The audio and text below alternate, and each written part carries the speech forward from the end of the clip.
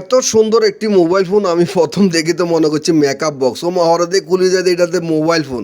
তো এটা ঘটনা হয়েছে, এটা চালু হয় না, হঠাৎ করে মনে হয় এটা হানি ধরছে না কিয়া হয়েছে, হাতে কয় না 3-4 দিন হরে আনছে আনি কয় আবু ভাইয়া এটা চালু হয় না একটু দেখেন। তো যেহেতু স্টুডেন্ট মানুষ আমি আচ্ছা একটা খুলে দেখি কী সমস্যা। তো যে কোনো মোবাইল ফোন যখন পানিতে পড়বে আপনি সাথে সাথে টেকনিশিয়ানকে দেখাবেন যেন তারা দেখে বুঝে, মানে শর্ট টট থাকলে এটা ভেঙে দেয়। তো খোলার পর আমি এখন দেখতে পাচ্ছি যে চোখের থেরাপি দিয়ে যে এটার ভিতরে একটু পানি লাগার কারণে শর্ট হয়ে গেছে। কারণ কিপ্যাড টিপিড ক্লিয়ার আছে, চার্জারে এখান থেকে চার্জিং আইসি মাইসি লো এখান থেকে পুরা গোবরস্থান করিলেছে, এখান থেকে শর্ট হয়ে গেছে।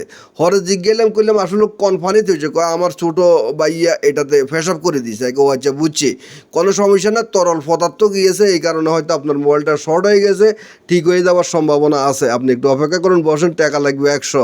হাতে কো আচ্ছা ঠিক আছে, ঠিক করুন, কোনো সমস্যা নাই। যখনই একটা মোবাইল ফোন পানিতে হয় তখনই মোবাইল ফোনের কী হয়, ব্যাটারি শর্ট হয়ে যায়, মোবাইলের আইসির ভিতরে আইসি শর্ট হয়ে যায়, মানে মোবাইলের ভিতরে আইসির পিন শর্ট হয়ে যায়। চার্জিং পিনের চার্জ যদি লাগাই রাখে চার্জিং পিন শর্ট হয়ে যায়, এই কাজগুলো করা যাবে না। তো এখন ওয়াশ করার পর সুন্দর করে শুকাইয়া মুকাইয়া লাইন দিচ্ছেন না, হাতে মোটামুটি অন হয়েছে। অন হওয়ার পরে নেটওয়ার্ক টেটওয়ার্ক সব ক্লিয়ার, কাস্টমার কিন্তু একটা বেটকি দিচ্ছে খুবই সুন্দর করেই। আমি কই যে আচ্ছা প্রয়োজন আপনি 10 টাকা কম দেন, ওমা আর দিছে আবার 60 টাকা, আবার কন এই অবস্থা।